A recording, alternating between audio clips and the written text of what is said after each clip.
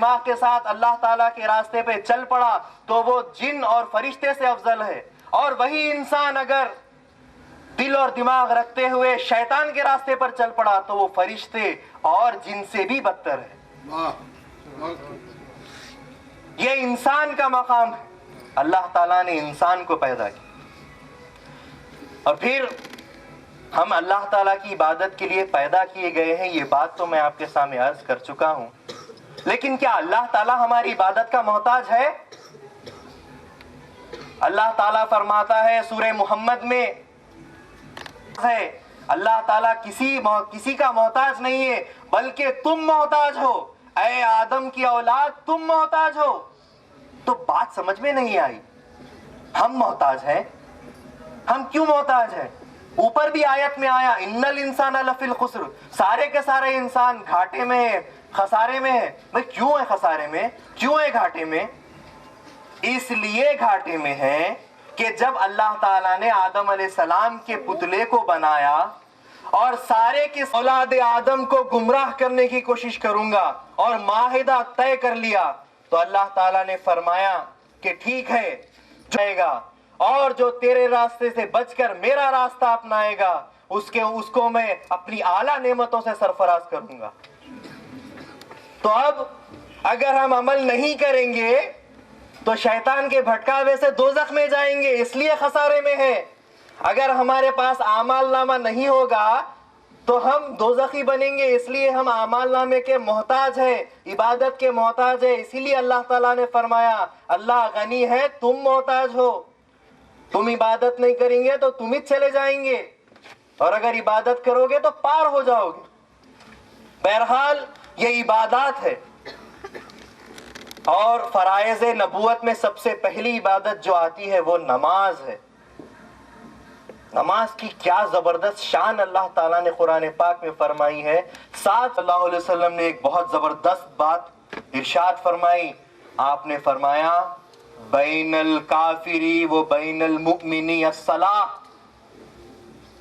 کافر میں اور مسلمان میں فرق کرنے والی چیز نماز ہے۔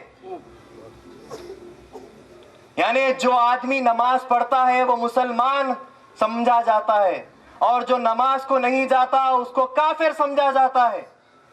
حضرت امام طبرانی رحمت اللہ علیہ اس حدیث کی روایت میں ارشاد فرماتے ہیں کہ اگر کوئی شخص نماز جان بوجھ کر چھوڑ دیتا ہے تو وہ گناہ کبیرہ میں مبتلا ہو جاتا ہے۔ اور امام مسند احمد میں یہ اس حدیث کے تحت آیا ہے کہ اگر کوئی آدمی، کوئی مسلمان منہ سے نماز کا انکار کر دیا کہ میں نماز نہیں پڑھوں گا تو اس کو قتل کرنا حلال ہو جاتا ہے، اس کو مارنا، اس کو قتل کرنا حلال ہو جاتا ہے، جیسا کہ کافر کو مارنا حلال ہے، اسی طرح اس منکر نماز کو مارنا بھی حلال ہو جاتا ہے۔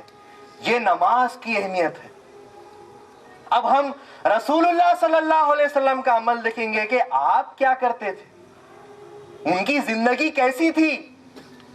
بیان کیا جاتا ہے رسول اللہ صلی اللہ سارے کے سارے لوگ جو صفے باندھے ہوئے تھے بکھرنے لگے، مگر حضرت عمر فاروق نے ایک صدا بلند کی، ہوشیار، سب سے پہلے نماز ادا کرو، نماز فرض ہے، بعد میں دوسرا کام کرو، پہلے نماز جماعت سے ختم کرو، اس کے بعد دوسرا کام۔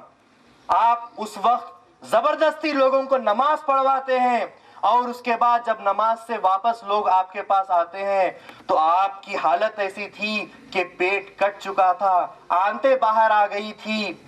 وہ قاتل کون تھا؟ حضرت مغیرہ کا ایک غلام تھا جس کا نام ابو لولو فیروز تھا۔ اس نے کافروں کے بہکاوے میں آ کر حضرت عمر فاروق کو قتل کر دینا چاہا، اور جب لوگوں نے اسے پکڑنا چاہا تو اس نے 12 صحابہ کو زخمی کر دیا، اور پھر جب دیکھا کہ بچنا ممکن نہیں ہے تو اپنے ہی خنجر سے اپنے آپ کو ہلاک کر دیا۔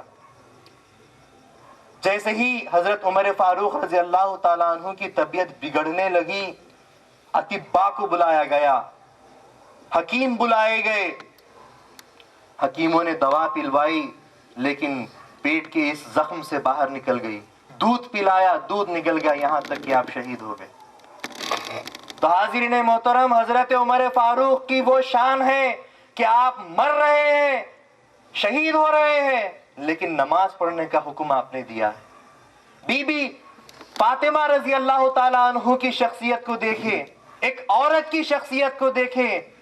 अल्लाह के रसूल सल्लल्लाहु अलैहि वसल्लम ने इरशाद फरमाया, ऐ फातिमा तुम मेरी बेटी हो, लेकिन इस गुमान में ना रहना कि तुम नबी की बेटी हो, बल्कि अमल किया करो। किससे कह रहे हैं? खातून जन्नत से कह रहे हैं। हुजूर ने फरमाया कि जन्नत की तमाम औरतों की सरदार बीबी फातिमा है, उनसे कह रहे हैं कि अमल करो। लेकिन जब जैसे ही हुजूर फरमाते हैं कि मेरे जाने के बाद सबसे पहले कौन मुझसे मिलने आएगा, ऐ फातिमा तुम मुझसे मिलने आओगी, कि मैं तुम्हारी जुदाई बर्दाश्त नहीं कर सकता, इसलिए सबसे पहले तुम मुझसे मिलने आओगी। और जब बीबी फातिमा रजी अल्लाह ताला अन्हा का आखिर वक्त आ जाता है, आपको मालूम हो जाता है कि अब मेरी जान जाने वाली है, रूह कब्ज होने वाली है, तो आप घर में उठती हैं, चूल्हा गर्म करती हैं, खाना पकवाने लगती हैं, कपड़े निकालती हैं, कपड़े धोने लगती हैं, पानी गर्म करने के लिए रखती हैं ताकि बच्चों को नहलाया जाए, खाना पकाने लगती हैं ताकि शौहर को खाना खिलाया जाए। हजरत अली रजी अल्लाह ताला अन्हु आते हैं और फरमाने लगते हैं कि ऐ फातिमा अब तुम ये काम क्यों कर रही हो, तुम अब आराम करो, क्योंकि तुम्हारा आखिर क्या फरमाती है, हाँ मेरा आखिरी वक्त नजदीक आ रहा है, मैं मरने वाली हूँ, लेकिन मैं चाहती हूँ कि मैं मेरे बच्चों की खिदमत करके जाऊँ, मैं मेरे शौहर की खिदमत करती जाऊँ। और इस हालत में आप नमाज भी पढ़ती हैं कि मैं अल्लाह का भी हक अदा करके जाऊँ। ये बीबी फातिमा रजी अल्लाह ताला अन्हा की कैफियत और उनकी शान है कि अब मर रही हैं, खत्म हो रही है, लेकिन हुकूकुल्लाह को भी अदा किया है और हुकूकुल इबाद को भी अदा किया। तमाम मस्तूरात से मैं इल्तिजा करता हूँ कि बीबी फातिमा रजी अल्लाह ताला अन्हा की जिंदगी को अपनाने की कोशिश करें। दौरे नबूवत के इन हालात को तो हम देख चुके हैं, दौरे विलायत में भी अगर आप देखें तो आपको ऐसे बेहिसाब वाक़यात मिलेंगे। हज़रत मेहदी मऊद अलैहिस्सलाम जो रसूलुल्लाह सल्लल्लाहु अलैहि वसल्लम के कदम पर कदम रखेंगे और कभी खता नहीं करेंगे। एक ज़माने से आपको फाका है और अचानक मौज़्ज़न अज़ान देने लगता है तो आप फाकों से हैं, लेकिन खाने को वापस रख देते हैं और नमाज के लिए चले जाते हैं।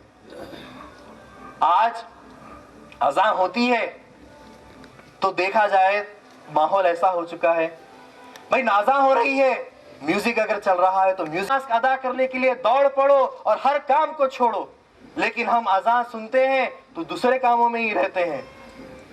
ये अज़ान का एहतराम नहीं है। अज़ान का मतलब है नमाज के लिए आओ, हय्या अलस सलाह, हम उसके लिए नहीं जाते बल्कि अपने कारोबारों में अपने कामों में रहते हैं। जब बोला जाता है भाई नमाज पढ़ो तो बोलते हैं हम काम में हैं। जिस बादल आ जाता है, जब तक वो नापाक रहता है उसके ऊपर अजाब का बादल रहता है और वो उसी नापाकी में जिन से मिलता है उन पर भी अजाब होता है और उन सारों का गुनाह उस नापाक इंसान को होता है। नापाक रहते हैं, कितनी आसानी से कह देते हैं हम नापाक हैं, तहारत नहीं है। कितनी गलत बात है, मुसलमान और नापाक। अत्तहुरुम शत्रुल ईमान, तहारत आधा ईमान है और तहारत नहीं है कहते। नमाज में बेड़ियां डाल दी गई, कई वजन लोहे के जंजीरों से बेड़ियां बनाकर आपको 1.25 मन की बेड़ियां डाली गई, लेकिन सुराख पड़ गए, जख्म हो गए, लेकिन उस हालत में भी आपने नमाज अदा की है। बंदगी में शाह खुन्नमी रजी अल्लाह ताला बाहर निकल आ जाती है, नजर कुछ भी नहीं आता, पट्टी बांधी जाती है, इतना दर्द है, लेकिन फिर भी आप नमाज अदा करते हैं। यहां तक कि जब आप शहीद होते हैं तो आप सजदा रेज होते हैं जब आपकी शहादत होती है। ये सारे के सारे वाकयात हमको क्या बतलाते हैं कि तुम चाहे खड़े हो, चाहे तुमको खड़ना आ ले गया क्या कि दोनों हाथ खाली बाहर कफन से निकले। सिकंदर जो जबरदस्त बादशाह गुजरा है, कई सल्तनतों को उसने फतह किया, लेकिन जब मर गया तो उसके दोनों हाथ खाली के खाली। ये दुनिया कमाना हमको नहीं है, हम महदवी हैं। मेहदी मौद अलैहिस्सलाम ने फरमाया, मोमिन जखीरा नमी कुनत, मोमिन जखीरे जमा नहीं करता, मोमिन अल्लाह की इबादतों को जमा करता है, आमाल नामे को जमा करता है, ताकि खबर में बतलाया जा सके और क़यामत में अल्लाह ताला को मुंह दिखाया जा सके। مہدی موعود علیہ السلام نے فرمایا تصدیق بندہ عمل است، بندے کی تصدیق عمل سے ہے. اگر تم نے تصدیق کی ہے مہدی کی اور عمل نہیں کر رہے ہو تو تم نے مہدی کی تصدیق نہیں کی، اور اب تم نے تصدیق کی ہے عمل بھی کر رہے ہو تو ہاں تم نے ضرور اور سچی تصدیق کی ہے. مہدی موعود علیہ السلام کی تصدیق عمل سے ہے. ہم تمام کے دل و دماغ کو آپ نے روشن کیا، اور کچھ چند تقریر کے چند باتیں بھی ہم لے کر اس پر عمل کریں تو ہماری زندگی کامیاب ہو جائے گی. تو عمل ضروری ہے. تقریر خالی سن لینا اور گھر پر جا کر بھول جانا، اس کو خیال رکھا جائے کہ عمل بھی ہمارے لیے بہت بڑی چیز ہے. تو تمام کو ایک شکریہ بہت اہمیت رکھتا ہے. سب سے پہلے میں اللہ تعالیٰ کا شکر گزار ہوں کہ اس نے ہمیں اس مجلس کو منعقد کرنے کی توفیق دی، اور دوسرا تمام آپ حضرات خواتین جو وقت نکال کر یہاں پر بیٹھے، آپ تمام کا بھی شکر گزار ہوں. حضرت سید ابو القاسم تذکیر صاحب حیدرآبادی کا بھی بہت بہت شکر گزار ہوں، اور ساتھ ہی میں جناب حضرت اطہر میاں صاحب کا بھی بہت بہت شکر گزار ہوں جنہوں نے ہمیں اتنی نصیحت انگیز باتیں بتائی. تمام کا بہت بہت شکریہ. خدا حافظ. ہے کہ آپ نے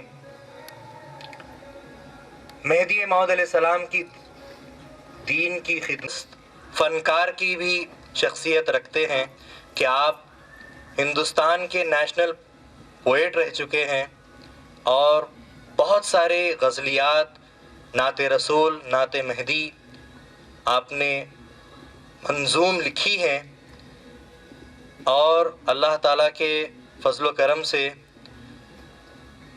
ان کی کتابیں 3 کتابوں کا افتتاح عمل میں آ چکا ہے، جو کہ جذبہ سیر نبوت ہیں، جو کہ تاریخی نام ہے یہ.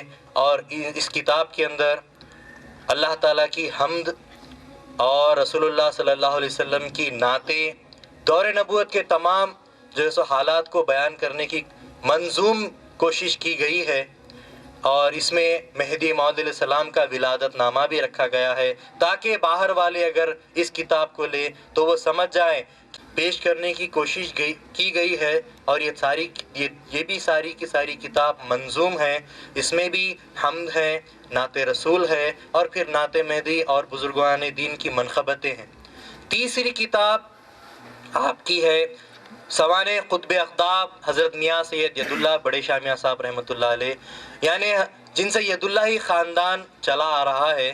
تو حضرت کی سوانح حیات آپ نے منظوم ایک بیٹھک میں لکھ دی ہے. اللہ تعالیٰ کی جو ہے سو یاد میں، اللہ تعالیٰ کی تڑپ میں، اللہ تعالیٰ کی محبت میں، نصیحتوں میں آپ نے جو ہے سو اس کتاب کو منظوم کیا ہے. تو آپ تمام کے سامنے یہ چاروں